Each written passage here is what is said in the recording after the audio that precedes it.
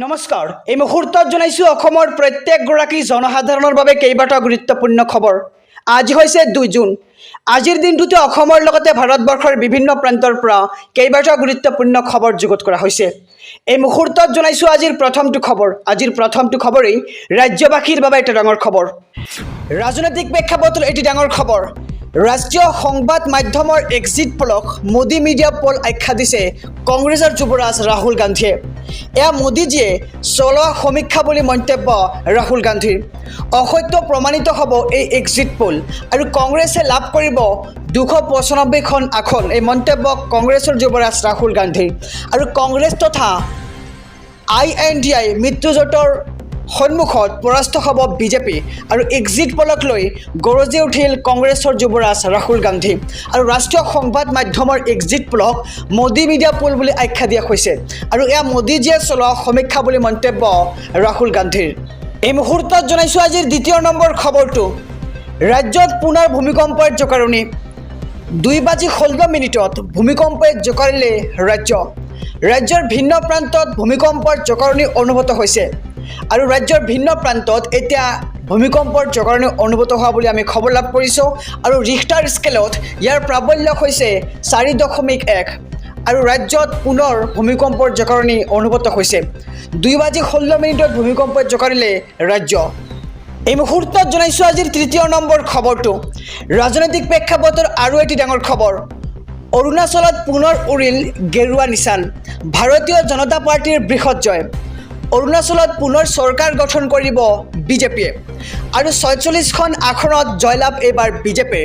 একক সংখ্যাগৰিষ্ঠতা লাভ বিজেপি দলৰ আৰু মুঠ 60খন আসনৰ বাবে হৈছিল প্ৰতিদ্বন্দ্বিতা আৰু 10খন আসনত বিনা প্ৰতিদ্বন্দ্বিতাৰে জয়লাভ এইবাৰ বিজেপিৰ। আৰু মকটক সমষ্টিত বিনা প্ৰতিদ্বন্দ্বিতাৰে জয় মুখ্যমন্ত্ৰী পেমা খাণ্ডুৰ আৰু উপমুখ্যমন্ত্ৰী চাওনা মেইনৰো জয় বিনা প্ৰতিদ্বন্দ্বিতাৰে। আৰু 19খন আসনতহে কেৱল প্ৰাৰ্থী দিছিল এইবাৰ কংগ্ৰেছে আৰু এখন আসনতেই থমকি ৰ'ল কংগ্ৰেছ। আৰু ইয়াৰ বিপৰীতে NPPয়ে লাভ কৰে 5খনকৈ আসন। আৰু এইবাৰ অৰুণাচলত পুনৰ উৰিল গেৰুৱাৰ নিচান। ভাৰতীয় জনতা পাৰ্টীৰ বৃহৎ জয় বুলি এতিয়া দেখিবলৈ পোৱা গৈছে আৰু অৰুণাচলত পুনৰ চৰকাৰ গঠন কৰিব বিজেপিয়ে। এই মুহূৰ্তত জনাইছোঁ আজিৰ চতুৰ্থ নম্বৰ খবৰটো। ৰাজ্যবাসীৰ বাবে আৰু এটি ডাঙৰ খবৰ। প্ৰচণ্ড গৰমৰ মাজতে আহিব ধুমুহা আৰু বৰষুণ। ৰাজ্যত প্ৰচণ্ড ধুমুহা বৰষুণৰ আগলি বতৰা। প্ৰতি ঘণ্টাত 40 কিলোমিটাৰ পৰ্যন্ত বেগত আহিব ধুমুহা। আৰু আঞ্চলিক বতৰ বিজ্ঞান কেন্দ্ৰ গুৱাহাটীয়ে জাৰি কৰিলে এই সতৰ্কবাণী। আৰু 3 জুন পৰ্যন্ত ৰাজ্যত বিভিন্ন প্ৰান্তত হ'ব মুছলধাৰ বৰষুণ। বিজুলী ঢেৰেকনি ধুমুহাৰো আগজাননী দিছে এইবাৰ বতৰ বিজ্ঞান কেন্দ্ৰই। আৰু কেইবাখনো জিলাত জাৰি কৰা হৈছে অৰেঞ্জ আৰু য়েলো এলাৰ্ট। আৰু প্ৰচণ্ড গৰমৰ মাজতেই আহিব ধুমুহা বৰষুণ। ৰাজ্যত প্ৰচণ্ড ধুমুহা বৰষুণৰ আগলি বতৰা আৰু প্ৰতি ঘণ্টাত 40ৰ পৰা 50 কিলোমিটাৰ বেগত আহিব ধুমুহা। অৰুণোদয় আঁচনিক লৈ আহি গ'ল নতুন নিয়ম। অৰুণোদয় নোপোৱাকৈ কোনো লোক এতিয়াৰে পৰা নাথাকিব। ৰেচন কাৰ্ড থকা সকলো লোকে লাভ কৰিব অৰুণোদয় আঁচনিৰ ধন। অৰুণোদয় নোপোৱা সকলো মহিলাই লাভ কৰিব ৰেচন কাৰ্ড।